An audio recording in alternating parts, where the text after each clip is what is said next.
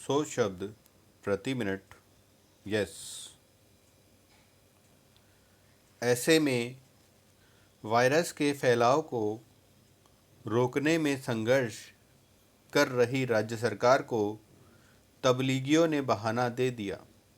जहां गुजरात एक तरफ नियो मिडिल क्लास सपनों के उत्साह से भरा है, वहीं जातिगत व सामुदायिक बंटवारा और बढ़ती आय असमानता का अभिशाप भी झेल रही है। ऐसे में कोरोना संकट चेतावनी की तरह है।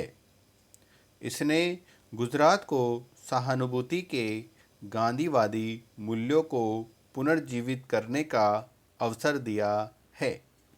एक ऐसे समावेशी समुदाय की भावना जो पक्षपात की चिंता से ऊपर हो, जिसे सिर्फ बढ़ते पूंजी निवेश पर ही नहीं बल्कि मानव विकास को बेहतर बनाने पर भी गर्व हो। यही वह सच्चा गुजरात मॉडल होगा जिसके लिए प्रयास करने चाहिए। जहां दुनिया वैश्विक महामारी से लड़ने की कोशिश कर रही है, वहीं अमेरिका और चीन के बीच बढ़ते तनाव ने स्वास्थ्य मुद्दे का राजनीतिकरण कर दिया है। दोनों देश चीन के वायरस की जानकारी देने में चुप्पी से लेकर अमेरिका द्वारा विश्व स्वास्थ्य संगठन (WHO) को चीन की PR एजेंसी कहे जाने तक पर झगड़ रहे हैं। WHO की फैसले लेने वाली एग्जीक्यूटिव संस्था वर्ल्ड हेल्थ असेंबली (WHA) में ताइवान के शामिल होने के मुद्दे पर आग और भड़क गई है।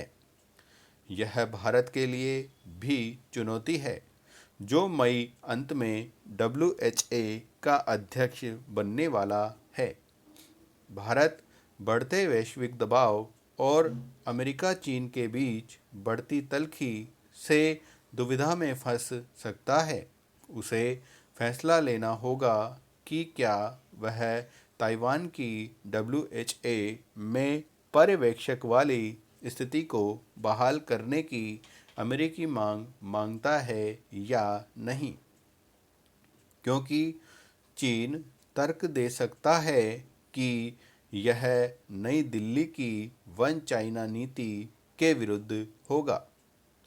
हाल के हफ्तों में चीन और ताइवान दोनों ही अपने तरीकों से नई दिल्ली के संपर्क में हैं।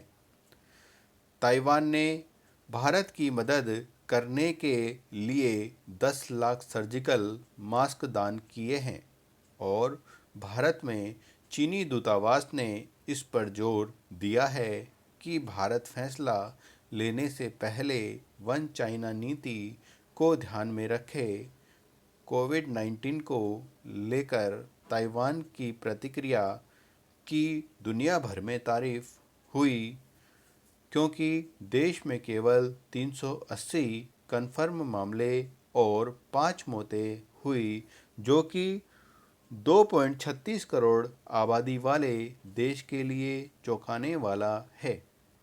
वह वैश्विक मिसाल बन गया, फिर भी वह चीन के साथ जटिल संबंधों के चलते WHO की सदस्यता नहीं पा सका। WHO को भी ताइवान से जुड़े सवालों से बचने पर पक्षपात के आरोप झेलने पड़े हैं। WHO जैसे संस्थान के लिए ताइवान को बाहर रखने का कोई मतलब नहीं बनता, खासतौर पर तब जब उसने सफलतापूर्वक वायरस को रोका हो।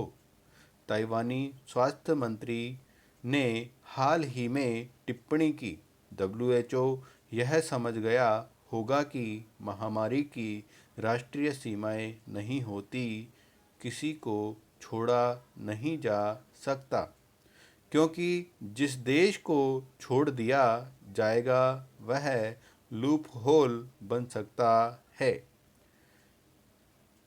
वहीं चीनी विदेश मंत्रालय की प्रवक्ता हुआ ने भी स्पष्ट किया कि बीजिंग ने ताइवान के लिए स्थानीय या वैश्विक स्वास्थ्य आपदाओं का सामना करने के लिए उचित व्यवस्थाएं की, लेकिन डेमोक्रेटिक प्रोग्रेसिव पार्टी डीपीपी आज़ादी पर जोर दे रही थी।